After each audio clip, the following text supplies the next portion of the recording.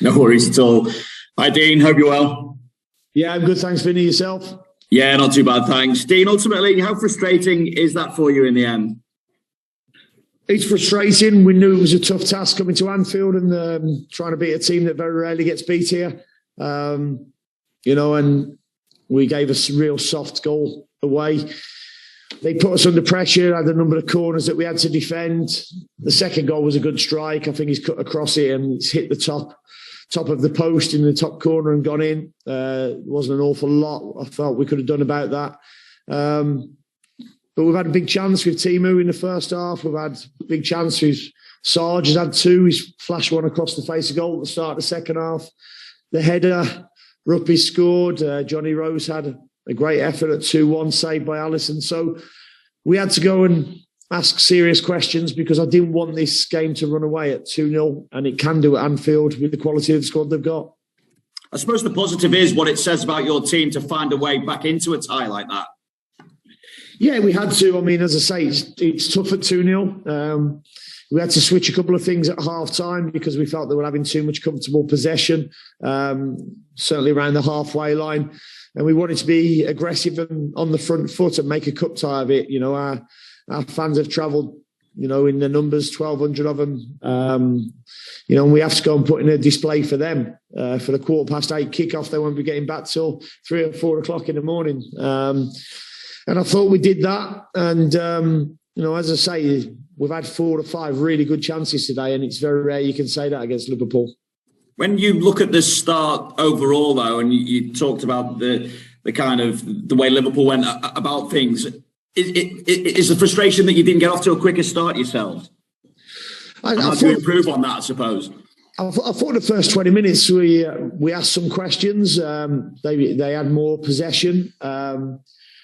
We stuck to a game plan that we had, but I thought the goal was a soft goal to give away, and I think they became comfortable after that first goal, and it became very hard for us, and we lost a little bit of faith. But as I say, at half-time, we rallied and put in a much better second-half performance.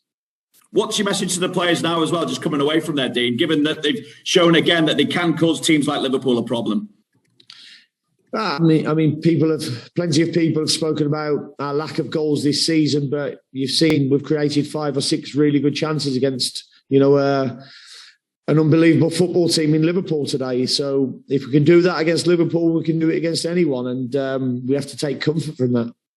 And just finally for me, Dean, just with Josh Sargent coming on at half-time, was that an enforced substitution? Because obviously we saw the incident where it looked like a check had picked up a knock going over the hoardings there. Yeah, no, Shemi was struggling a little bit. He took a knock as he went over the hoardings. Sarge would have come on, but he would have come on later in the game.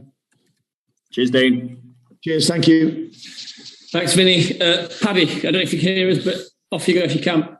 Yeah, I can hear you, boys, yeah. Dean, how difficult was that Brentford balancing act? Obviously, before the game, you said you were going to go full tilt, and your lineup tonight showed that. You respected the competition, but was it a difficult balancing act this week? The whole sort of, trying to prepare for 2 games, but clearly the Brentford one is a massive one for you.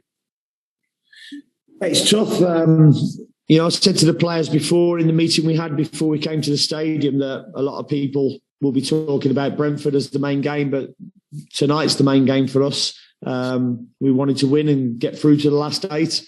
Unfortunately, we didn't do that. And, one of the reasons is because we're playing against a really good football team. But I had to balance it. I had some enforced changes, but I've also had to rotate the squad somewhat as well, because we all knew there was a possibility of, the Premier League throwing the Chelsea game in between as well, which it looks like it's now going to happen next week. So we've got a 3-game week, 4 games in 12 days, and then no games for 21 days. Seems really logical, doesn't it? Yeah, well, I think your face says it all, really. I mean, they've done you no favours whatsoever there, have they? But ultimately, you just have to get on with it, don't you? Yeah, no, there's nothing we can do apart from, as I say, I mean, the good part about tonight is the fact that we've got Zimmerman some minutes, and I thought he was excellent tonight. Sam Byron, I thought, was excellent as well. Ruppy's played 75 minutes and scored a really good goal. So we've got some minutes into some players that we needed to. So everybody's ready for these next 3 league games now. I firmly still believe that we're capable of stopping in the Premier League, and the players need to believe that as well. And it starts on Saturday now with a big game against Brentford. Yeah, you touched on him earlier, though, Dean. Again, John Rowe, he comes on, he does have a good chance there, but every time you seem to put him on the pitch, he makes things happen. And as a young player, he looks like he can come to an arena like this against this level of player and take it in his stride. Yeah, no, he's a good kid. He's got a great attitude to the game. Alisson's made a hell of a save at 2-1. God knows what I'd have done if it'd gone to extra time, because we'd used all our subs and Dimmy was struggling for the last 12 minutes with cramps. So, but yeah, Johnny Rose, he's got a hell of a future ahead of him if he keeps on the same learning path, and his attitude, his character tells me that he has. So we'll keep working with him, and he'll keep working hard as well, and he'll get better and better. Yes, final one, Dean. You mentioned fullbacks a bit early, I know, but anything more you can tell us with Aarons and Williams for the weekend? Is it hopeful that they'll be in the mix? Yeah, I'm hopeful that the two of them will train or go out tomorrow morning at Colney and train. We're stopping over tonight and recovering here, then travelling back tomorrow and then prepare on Friday. So I'll have more of an idea after they come through their session tomorrow, but I'm hopeful they'll both be fit. Cheers, Dean. Safe trip back, mate. All the best. And you. Cheers, Paddy. Thanks, Paddy. Okay, Michael, finally, please. Yeah, just one from me, Dean. Sorry, I don't know if you can see me. Just looking at Romeo's second goal against Southampton, and then Minamino's second goal tonight. I mean, is leaving a player free at a corner just a risk you're having to take with those corners at the moment? And, are you hoping that they can't take that chance, or is there a way of actually dealing with that? No, I think we deal with it quite well. I mean, the goal at Southampton, there's not quite a link. I know they look similar goals, but at Southampton, it was the last minute we'd left 2 up because we was chasing the game to get something out of it. Today, I think it just flicked off the top of Zimo's head, I think, and dropped to him, or Gibbo's head, I think, and dropped to him.